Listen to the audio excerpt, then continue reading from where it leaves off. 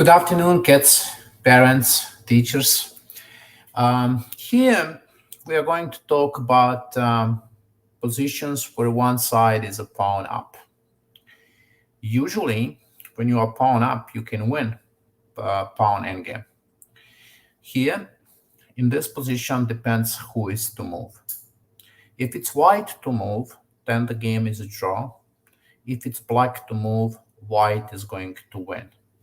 Now, because we have a h pawn, right, the rook pawn, that's why we have the problems to win this position. So let's see what happens if it's white to move.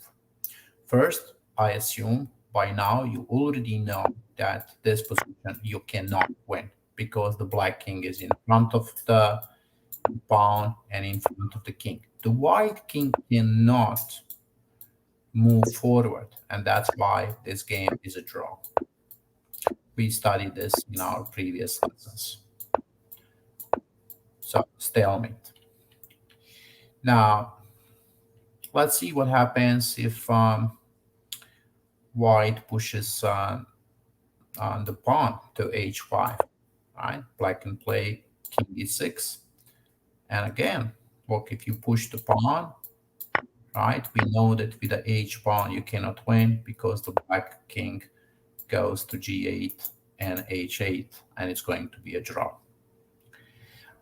Now, let's see what else can happen here. If it's white to move, let's say white plays king e4, but here you can take the opposition, king e6, right?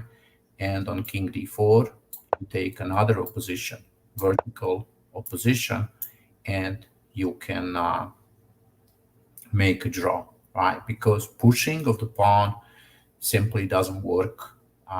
You are going to be in front of the king or in front of the pawn and stop that pawn.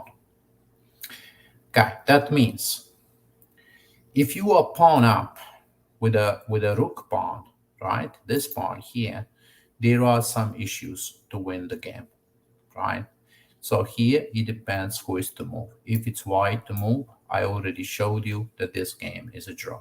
In the next lesson, we are going to analyze the position where black is to move, and you will see then white can win the game because the black needs to leave the opposition.